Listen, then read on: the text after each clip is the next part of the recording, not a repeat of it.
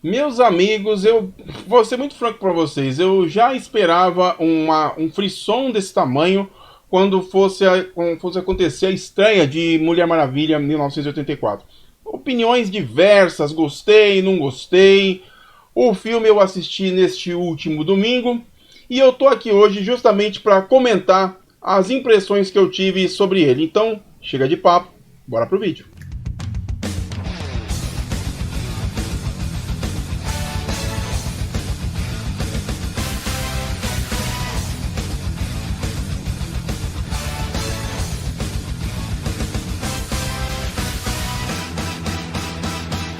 Fala pessoal, sejam bem-vindos a mais um vídeo aqui do canal Como é Bom Ser Nerd. Eu sou o Alex Fury e o papo hoje é Mulher Maravilha 1984, um filme que está praticamente abalando a internet, positivamente, negativamente. Alguns elementos que não satisfizeram bastante aos fãs, outros tão fervorosos que adoraram o filme, colocando num patamar supremo. Enfim, as opiniões divergem e a gente está aqui hoje justamente para falar sobre esse filme.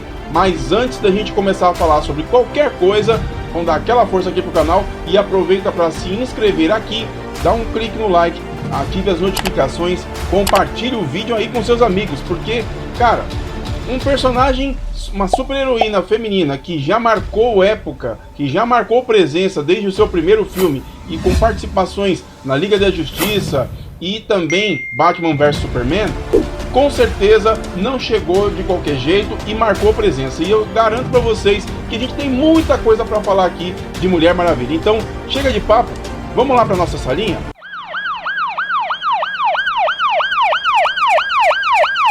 O filme de Gal Gadot, tão aguardado durante todos esses meses aí, teve vários adiamentos. E infelizmente foi mais um vítima aí do Covid-19 que acabou tendo que fechar as salas de cinema e acabou sendo adaptado aí para uma nova versão, né, que seria uma nova plataforma que a HBO Max acabou adotando, que é fazer justamente a transmissão do filme pela plataforma da HBO e também simultaneamente nos cinemas. Portanto, a gente teve aí a oportunidade de ver o filme em duas plataformas, que já é aí uma forma ousada das distribuidoras, por assim dizer, começarem a fazer essa adaptação aos novos tempos pandêmicos que a gente está vivendo. E aí a gente tem o Mulher Maravilha 1984, que estreou há poucos dias, e a gente vai falar um pouquinho sobre isso. Então, primeiro aspecto que eu vou entregar para vocês aqui é a história.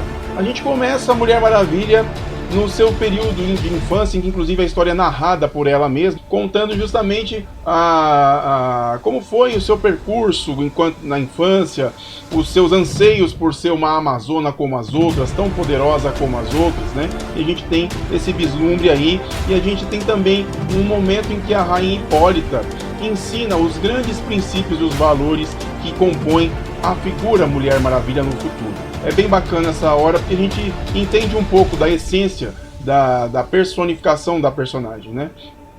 E ali em 1984, obviamente, a gente tem a Gal Gadot já como uma arqueóloga, por assim dizer. Ela trabalha no Smithsonian e ela conhece muito de antiguidades e tudo mais. E ela cruza caminho com a Bárbara Minerva, que é interpretada pela Kristen Wiig, né? A Bárbara Minerva também é uma arqueóloga, enfim, com vários outros títulos lá, que ela vai para o Smithsonian para trabalhar, mas ela é uma pessoa desastrada, com uma baixa autoestima, é uma pessoa assim, totalmente diferente da figura imponente que é a Gal Gadot, a própria Mulher Maravilha. E ela transpõe bastante isso aí, né? E claro, como elas estão num ambiente propício para isso, elas se deparam com artefatos que são roubados de uma joalheria que ficava dentro de um shopping center. E esses artefatos que são roubados, dentre eles existe uma pedra que é classificada como a Pedra dos Desejos. E quem acaba se apoderando desse artefato é o Maxwell Lord, interpretado pelo Pedro Pascal, que a partir daí a coisa fica uma bagunça, literalmente. E aí a gente passa para falar um pouquinho dos personagens, então vamos conhecer um pouquinho de cada um deles. A Mulher Maravilha, que está ambientada nesse momento, em 1984, eu friso bastante com relação a isso, É uma Mulher Maravilha que, pelo que se mostra no filme, ela está escondida do mundo, mas ela atua desde a Primeira Guerra, né? Clandestinamente. Então, de alguma forma, as pessoas sabem que existe uma salvadora por aí, mas não sabem quem ela é especificamente. Tanto que nessa cena, ela está no shopping e ela consegue quebrar todas as câmeras de vigilância. E aí, quem é a Kristen Wiig? Ela é a Bárbara Minerva. É uma, como eu acabei de falar para vocês, é uma paleontóloga, uma arqueóloga e tudo mais. E ela, estudando esses artefatos, ela conhece um pouco da história da pedra que concede os desejos, né? E ela tem esse problema sério com autoestima e ela tenta se autoafirmar o tempo todo. E é bacana que uma pessoa como ela, que apesar dela não se considerar bonita, os homens a assediam, por assim dizer. E nos anos 80, isso é muito pesado para ela enquanto mulher, porque os caras são muito atirados, né? Não tem um mínimo de senso com respeito à figura feminina, e isso fica bem claro com algumas cenas com ela lá. E aí a gente tem o Maxwell Lord, que é interpretado aí pelo Pedro Pascal, mais conhecido popularmente pelos corações inflamados dos fãs de Star Wars, como Din Djarin, o Mandaloriano. E ele tá aí atuando como um magnata do petróleo, pseudo-magnata, que tenta, golpe após golpe, juntar uma fortuna para chegar na tão querida Pedra dos Desejos, que é um artefato que ele já investiga desde sempre, e o objetivo maior dele é conseguir essa pedra. E ele vende gelo para esquimó, se for classificar, né? Ele tem essa empresa que é uma fachada para poder angariar fundos, e na verdade ele quer dar um grande golpe até chegar nessa pedra. E aí a gente tem o Steve Trevor, que retorna aí na história, né, com a Gal Gadot. Steve Trevor, ele volta de uma forma assim bem inusitada. Ele acaba eteriamente retornando dentro do corpo de uma pessoa, de um homem que tem o mesmo porte físico que ele, e a partir dali ele reencontra espiritualmente a Mulher Maravilha. Agora vamos falar um pouquinho das cenas de ação. Cara, eu vou ser muito franco com vocês, esse filme não é um filme com enormes cenas de ação, apesar da escala que é uma personagem como a Mulher Maravilha. Mas eu separei algumas aqui que, claro, são as que mais chamam a atenção. O filme ele é muito longo, tá? Já vou avisar vocês, é um filme bastante longo, tem 2h30 praticamente, e muita explicação e poucas cenas de ação, se for classificar de uma forma geral. Essa aqui é uma das cenas que inclusive estão no trailer, né, que ela tá numa luta tremenda contra alguns veículos blindados no deserto, e o Steve Trevor tá dando esse apoio para ela. E aí a cena que é clássica, né, no trailer, que ela consegue fazer capotar um caminhão. Muito bacana, muito bem elaborada essa cena, né, porque ela a princípio tá embaixo do caminhão e ela pega a caixa de transmissão, tira o condutor ali, e por conta do encaixe que ela coloca assim para poder fazer pressão no asfalto, faz com que o caminhão capote com esse visual. E também tem as cenas que ela sai na porrada, literalmente, com a Mulher Leopardo, com a Kristen Wiig, né, com a Bárbara Minerva.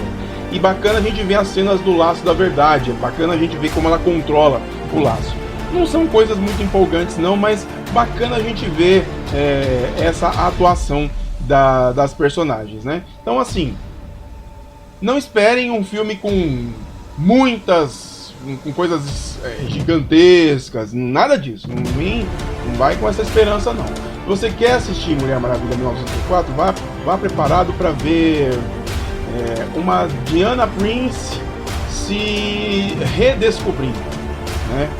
Ela tem um pouco de maturidade com os anos que se passaram, mas de uma certa forma ainda tem muitas lacunas que precisam ser preenchidas. E esse filme retrata muito bem isso, justamente para você posicionar a Mulher Maravilha e depois imaginar o que vai ser o caminho dela até lá na frente, quando chegar à existência da Liga da Justiça. E agora a gente vai falar um pouco sobre os efeitos especiais. Olha, cara, vamos ser bem sinceros. Não é uma maravilha, não, tá? Tem muita coisa em a ver aqui. E vamos começar por uma coisa que eu gostei, assim, visualmente, até pela escala que é, como eu sempre friso aqui, como é a escala da personagem Mulher Maravilha. Ela é uma semideusa. Então, assim, nos momentos em que ela tá no voo, ela laça raios, né? Aliás, não tem uma razão específica para isso, é apenas um artifício que ela vê, uma oportunidade que ela vê durante o voo dela de laçar os raios. Não é uma ocasião específica que leva a isso, nada disso, né? E, claro, o que eu já havia falado quando nós tivemos o DC Fandom, quando teve o painel da Mulher Maravilha no 1994, o visual da Mulher Leopardo, olha, galera, boa, não dá. Eu esperava mais. Eu vou dizer pra vocês o porquê que eu esperava mais. Nós estamos acostumados a ver filmes em que a ousadia com personagens animalescos já foi aplicada. Eu tô falando, sabe de quê? De X-Men, o primeiro X-Men, o Kelsey Grammer, que fez lá o Fera, né? Mais ainda, o segundo X-Men, quando a gente tem o Noturno, com todas aquelas características, com aquela pele azul, a própria Mística, ou enfim, personagens assim que tem camadas protéticas assim muito espessas para se caracterizar no personagem, que convenceram. E detalhe, hein? Todos eles apareceram em ambientes claros, bem iluminados e não precisaram de nenhum artifício, como é o caso aqui da Cheetah, da Mulher Leopardo, na Mulher Maravilha. Francamente, cara, eu não vi nada que me aqui, sabe, quando você fica empolgado e tudo mais. Não vi. Aliás, a razão dela se transformar em Cheetah também não se explica muito bem, né? Enfim, depois eu entro nesse contexto mais pra frente quando eu der a minha opinião. Mas de qualquer forma, não ficou um efeito especial que saltasse os olhos, né? Muito pelo contrário, foi algo assim que me deixou bem desapontado nesse sentido. E agora a gente vai falar um pouco sobre os fanservices, porque assim, a gente esperar tanto tempo pelo filme da Mulher Maravilha, se espera pelo menos uma resposta a essa espera, né? Que é justamente o fanservice. A gente demora tanto, a gente quer ver detalhes que compõem histórias nos quadrinhos ou com animações e tudo mais. E aqui a gente sim tem alguns fanservices que são comparativos e outros são diretamente do universo dela. A gente já começa aqui. Essa é a clássica cena do trailer também, que o Steve Trevor e ela estão viajando num avião. E no processo, ela até diz no trailer pra ele assim, olha, você tá chegando agora, né? E, cara, você não faz ideia do que é a tecnologia de hoje em dia. Então, se você for decolar com esse avião, certamente você vai ser pego pelo radar. Ele fala, caramba, radar? Como que a gente pode resolver isso? E é aí que vem o fanservice. A Mulher Maravilha, a gente começa a entender outros poderes que ela tem. E ela começa a fazer um esquema muito parecido com o Ryu, né? Começa a criar um Hadouken aqui. E você vê que é uma coisa meio liquefeita, meio que transparente. E ela consegue expandir isso para todo o avião. E é nessa hora que a gente tem o famoso jato invisível, que ela consegue emanar esse poder e faz com que toda a estrutura, toda a fuselagem fique transparente, né, entre aspas, fique refratando a luz. Ninguém consegue enxergar o avião a partir daí. Bem bacana a cena, engraçado que para justamente mostrar a presença do jato invisível, os momentos que passam entre as nuvens, a gente vê aquele espalhar de fumaça assim, bem bacana, achei interessante, mas não é tão assim empolgante. Me empolgou muito mais ver o Helicarrier, que é o porta-aviões da SHIELD, decolando e criando esse efeito de invisibilidade. Francamente, também esse efeito aqui não me chamou a atenção. E a gente tem, claro, é uma pergunta que muitos que às vezes que quando vem Mulher Maravilha e pergunta, pô, mas ela voa, ela não voa. Teve algumas vezes, né, algumas menções disso nos filmes que ela já apareceu. Mas aqui, no filme mesmo, a gente vê como ela aprende a fazer esse processo, né? E sempre linkado ao Steve Trevor. Ele que, nas paixões de piloto dele, relata para ela como é voar. E com alguns aspectos muito peculiares da fala dele, ela fica com isso na cabeça e num determinado momento da história, ela quando se lança ao ar, aliás, como ela alça voo, gente, é assim, ela usa o laço ele tem uma conexão, sabe Deus com quem, né? Ele tem praticamente vida própria, e naquele momento que ela está correndo na avenida, ela laça o ar, e o laçar o ar impulsiona a voar, né? E ela meio que plana, né? E nesse momento ela começa a lembrar das falas do Steve Trevor e ela começa a planar efetivamente, mas ela plana meio que controlando o seu fluxo enquanto ela está no ar.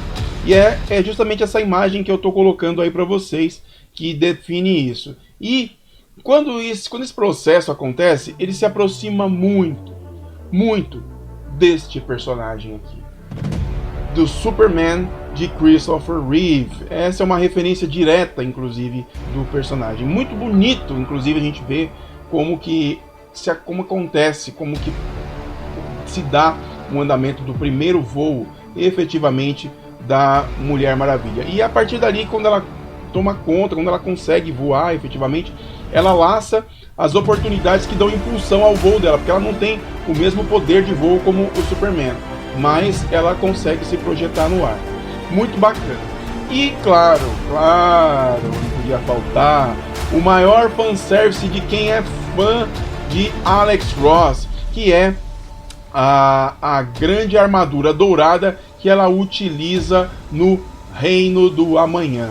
É muito bacana a gente ver como que é retratada essa armadura. E ela fica linda, né? Francamente ela fica linda. Aliás, eu deixei até uma referência aqui do clássico Reino do Amanhã para vocês poderem fazer a comparação aí do visual da armadura. Tem alguns detalhes que realmente não competem com o que é mostrado, com o da Gal Gadot. Inclusive essas mangas douradas, né? No caso aqui do Reino do Amanhã, você vê que ela tá com os braços de fora mesmo e o bracelete do poder. Mas aqui na Gal Gadot eles resolveram vesti-la por completo. Mas ainda assim ficou muito bonita a armadura. E aqui vocês veem a clássica referência, né, que o Alex Ross tem com a Lynda Carter. Vocês podem ver que o rosto da Mulher Maravilha do Alex Ross tem muita similaridade com a Lynda Carter, né? E o capacete que vocês estão vendo aqui é muito parecido, aliás, aqui, né? Aqui não, mas aqui é muito bem retratado com o figurino que eles fizeram para o filme da Mulher Maravilha. Muito bacana, gostei de ver, foi um fanservice muito bacana de se assistir. E agora a gente vai falar por que a Patty Jenkins resolveu colocar o ambiente da história em 1984. Poderia ter colocado agora, ou anos 70. Poxa vida, se for fazer a conta de 1984 até a Primeira Guerra, dá mais ou menos aí uns 70 anos, cara.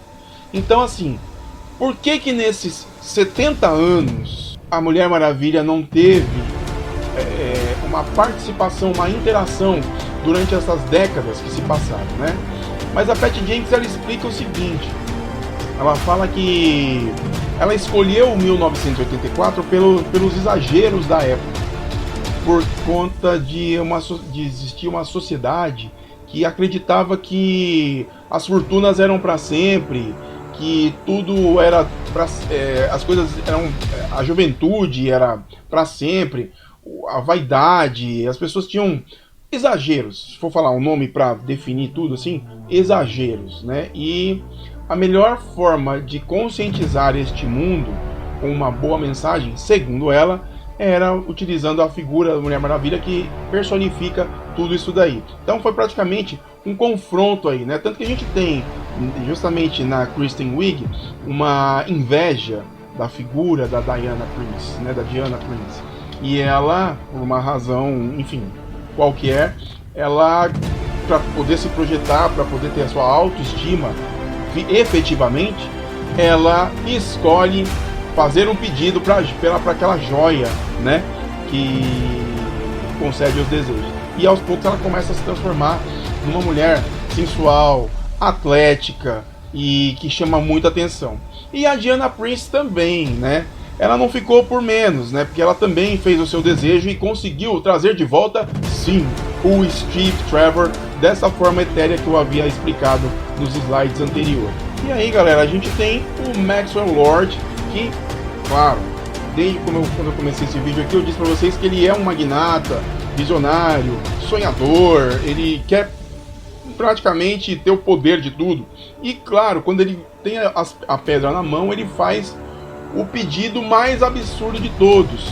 Ele quer ser a pedra, e ela se funde na figura do Maxwell Lord, que a partir dali passa a conceder desejos para todas as pessoas no planeta inteiro. E ele domina presidentes, sheiks, continentes inteiros. Cara, ele vira o dono do mundo praticamente. E claro, para ele ficar efetivamente poderoso, ele precisava conceder o desejo de todas as pessoas do planeta inteiro de uma vez só. E é bacana como ele faz isso, porque é justamente o primeiro anúncio do que a gente conhece hoje como internet, por assim dizer. Uma cena que, inclusive, essa cena aí tá na Casa Branca, e ele vê lá convence o presidente a conseguir o que ele quer. O presidente pede ogivas e mais ogivas nucleares para poder ter um combate mano a mano com a União Soviética nessa época, que inclusive já é o anúncio da Guerra Fria. E ali ele sempre faz uma contrapartida, né? Eu te dou um desejo, em contrapartida você me dá alguma coisa.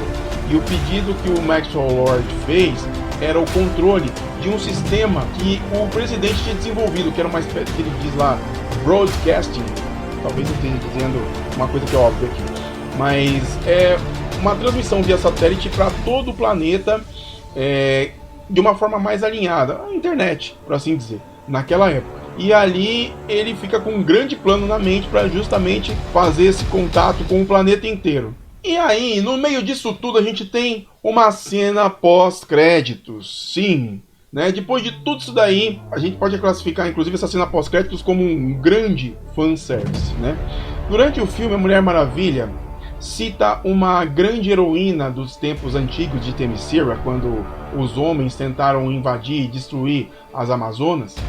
Foi uma guerreira que defendeu todas as Amazonas usando uma única armadura, que se chamava Astéria. Não a armadura, mas a guerreira, se chamava Astéria, a armadura de Astéria.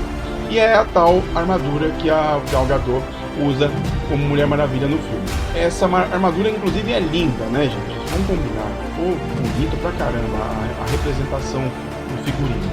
E no final da cena pós-créditos, né, no finalzinho lá, a Astéria, que é citada, que inclusive tem uma cena que aparece ela lutando contra todos os homens, se fechando lá na armadura com as asas douradas, assim, lutando contra todo mundo. Quem é a Lynda Carter. Exatamente, a Lynda Carter. Ela tá numa rua, acho que em Veneza, enfim, em algum lugar na Europa, e vai cair um poste.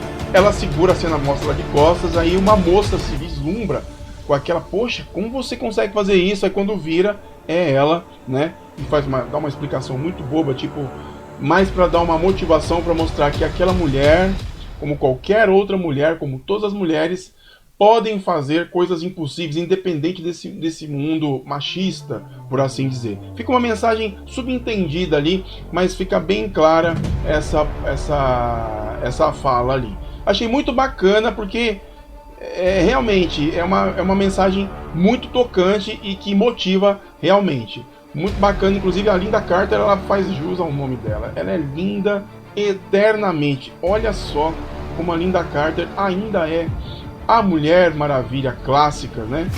E agora como a Astéria, a grande guerreira das Amazonas. Mas quem é a Astéria? Vamos descobrir um pouco da história dessa personagem. Astéria, ela é uma personagem que já foi citada no universo DC e especificamente, eu vou dizer aqui, vou até ler para vocês aqui, ó. Na verdade, assim, ela nunca foi assim uma presença muito marcante como todos os personagens canônicos do universo DC. Ela teve uma única menção num título do selo Elseworlds da DC Comics de 1998, onde ela teve a presença, fez um crossover, né, com a Supergirl e a Batgirl, que as duas, inclusive, vão para a Terra 1098, né? E a Astéria, assim, ela não tem uma presença muito marcante. Ela só é uma espécie de parte da Sociedade da Justiça daquela Terra. Apesar da Astéria não ter uma história profunda dentro do universo de si, ela tem uma referência marcante dentro das mitologias, né? E aí eu vou dar uma lida aqui para vocês. De acordo com o Hesíodo, a Astéria, ela é uma das filhas de dois irmãos titãs, chamados Coeus e Fibe. Os titãs, eles são praticamente pré-deuses, eles existem antes dos deuses, né?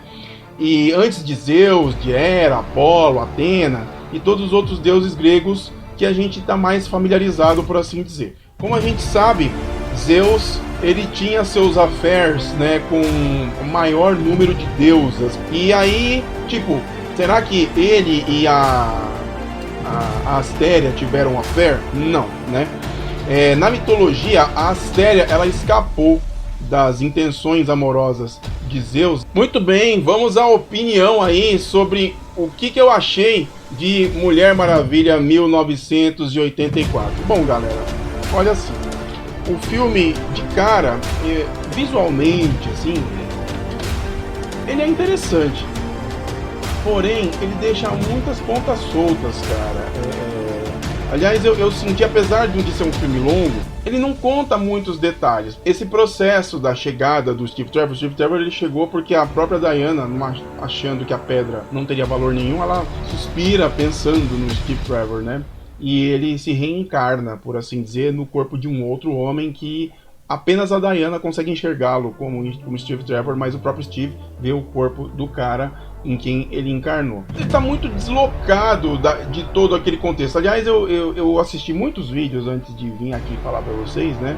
Tem gente que ovaciona o filme, fala que ele realmente atingiu o que o verdadeiro herói representa, até por conta da Diana ter essa menção do amor como a questão que salvaria o mundo, né? Que isso fica bem marcante na figura dela, que inclusive eu acho bacana. Tudo acontece de forma muito rápida, galera. Então, algumas explicações ficam sem contexto, né? Eu tô falando assim, alguns elementos não precisavam ser como foram, tipo, a própria Mulher Maravilha, ela fica durante o filme todo com esse saudosismo, durante um período do filme ela fica com esse saudosismo, e quando a pedra, essa oportunidade, o Steve volta. E aí durante a história toda, isso eu concordo com um youtuber que eu tava assistindo ali, ela fica muito apoiada no contexto, né, nessa coisa do Steve Trevor. Ela se sente motivada a fazer as coisas por causa do Steve. E não é legal, cara. A Mulher Maravilha, se a gente for fazer comparações nos quadrinhos, ela é foda. Porra, meu, ela saiu na porrada com o Darkseid, cara. Com o Darkseid. E muitas outras ocasiões. Vocês devem ter visto, inclusive, da Liga da Justiça Sombria. Cara, que Mulher Maravilha é aquela, velho? Ela é destruidora. Ela passa igual um trator em cima de todo mundo. E a gente não vê isso aqui, tá? Tudo bem. Ela tá aprendendo, ela ainda tá se construindo, ela tá entendendo o lugar dela entre as pessoas. Mas, cara, já se passaram 70 anos desde a Primeira Guerra até o período de 1984. Será que ela não conseguiu amadurecer em nada? Aquela Mulher Maravilha da Primeira Guerra, aquela que entra no No Man's Land, com o escudo, tomando tiro de metralhadora, segurando todos os tiros ali, firme, convicta, ela estava muito mais poderosa ali do que essa do segundo filme. Ressalvas pro primeiro filme. Apesar dela estar conhecendo o mundo, conhecendo as pessoas, ainda assim era uma Mulher Maravilha poderosa, sabe? Imponente. Essa aqui, apesar dos pesares, ela tem uma certa confiança, já sabe trabalhar com algumas outras questões dos poderes dela e tudo mais, mas ainda é muito fragilizada. Por que não ter amadurecido durante esse período todo, enquanto ela chegava até os anos 80, né? Aliás, escolher os anos 80, francamente, uma coisa que eu concordo também com as críticas, Não tem porquê. Eu penso assim, às vezes você situa um personagem numa época, porque ali vai ter um plot, você entendeu? Vai ter um plot que vai encaixar lá na frente, que vai ter um sentido. E o ambiente dos anos 80, pura e simplesmente, por mais justificativa que a Patty Jenkins tenha colocado, não me convenceu, cara. Que é o que eu esperava, um plot.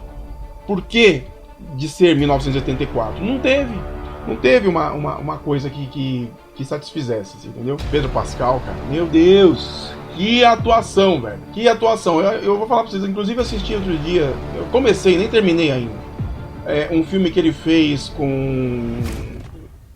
tem bem um quezinho Nickelodeon naquele filme, que tem até o Shark Boy e a Lava Girl, adultos, né? Os filhos dele estão sendo representados na história. Um pouquinho de Pedro Pascal, por mais pastelão que seja, já tava bom, cara. Vocês imaginam, Mandaloriano, o que ele fez, cara? Mulher Maravilha não fez diferente, tá demais. Só que assim, lá no finalzinho, quando toda a história se resolve, ele vai reencontrar o filho dele, né? Ele reencontra assim, o mundo tá caótico. Ele fez uma cagada no planeta inteiro que acabou. Pra todo mundo louco. Ele fez assim, ele concedeu desejos para todo mundo. E quando tudo se resolve, quando a Mulher Maravilha efetivamente dá a mensagem dela e ele se toca, ele vai atrás do filho dele, que é a coisa que mais importa. E quando ele chega lá, o filho dele acha ele e ele acha o filho dele, ambos se acham do nada. Sabe quando as coisas se resolvem muito fácil? A gente não tá engolindo mais esse tipo de coisa, assim, entendeu? Por exemplo, há quem que venha me questionar e fala assim: pô, Alexandre, mas também você que é Marvete, eu não sou Marvete, eu gosto de quadrinhos e das adaptações, né? Mas você que é mitidão a Marvete aí, Vingadores Ultimato é um filme cheio de defeitos, concordo. É um filme lotado de falhas que muito provavelmente a Marvel vai ter essa preocupação em responder em outros filmes lá na frente. Isso que eu acho que tá faltando. Não sei se isso vai ser levado em consideração lá na frente. A Mulher Maravilha em 1984, ele tá repercutindo, galera. Tá repercutindo nas bilheterias, né? E a gente vai ter um próximo filme, sim. A Mulher Maravilha 1984 teve um grande reconhecimento aqui no Brasil, né? Nas salas de cinema internacionais e no streaming. E tem já agendado aí um terceiro filme da Mulher Maravilha, dirigido pela Patty Jenkins. Tem os mais raivosos que falam assim: pô, esse filme aí não deu certo porque não teve a mão do Zack Snyder. Ainda bem que não. E eu gosto do Zack Snyder. Eu acho que tem que ter a assinatura da diretora, sim. E diferente daquele visual sombrio que ele gosta de imprimir nos filmes, nesse a gente tem muita cor, que inclusive caracteriza com o contexto oitentista do cenário que ela tá inserida, né? Mas ainda assim, vou ser franco para vocês, se eu tivesse que dar uma nota para esse filme, seguramente eu daria 7,5, cara. E que eu nem falei ainda da Kristen Wiig, cara, da Cheetah. Velho, quando ela escolhe ser o que ela é, se transformar em Cheetah, ela diz assim: eu quero ser poderosa, como se eu fosse um predador jamais visto. De repente ela vira Cheetah. Assim, não mostra a transformação, mas quando a Mulher Maravilha chega com a armadura da Astéria, lá no local onde o White Maxwell Lord está, um bunker do presidente dos Estados Unidos, na hora que eles vão ter as duas vão ter o grande embate, ela já chega transformada, né? Só por simplesmente ser, né? Não tem um contexto que faça ela ser o que ela é. Se tivesse alguma questão genética ali, química, científica, eu até me convenceria, cara. Tipo, né? Não um super soldado, mas alguma coisa dentro disso daí. Mas não teve. Então, sabe, ficam pontas soltas. E isso não é legal, cara. Eu, francamente, não acho legal. Tem muitas coisas legais, sim. Eu não tô aqui jogando o filme na lama, muito pelo contrário. Eu gostei da Mulher Maravilha 1984. Tem bons elementos ali. O momento em que ela... Aliás, momentos profundos, né? Que são bem emotivos, né? Justamente quando ela abre mão do amor para poder se sacrificar por um bem maior, que é a humanidade, que ela estava ficando fragilizada. O embate que ela tem com a Minerva, ela tá muito fragilizada. A gente vê numa cena lá que eu gostei, inclusive, quando elas estão lá na Casa Branca, saindo na porrada, a Minerva dá um pau nela, cara, dá um pau. E chega uma hora que ela tá caída assim na parede, e a gente vê uma Gal Gadot machucada, uma Mulher Maravilha, né? Não dá pra desassociar Gal Gadot de Mulher Maravilha, as duas são a mesma coisa.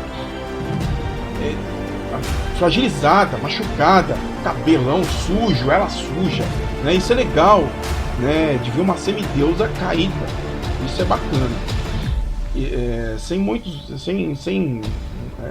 Sem contar que a atuação da Kristen Wiig também é muito boa.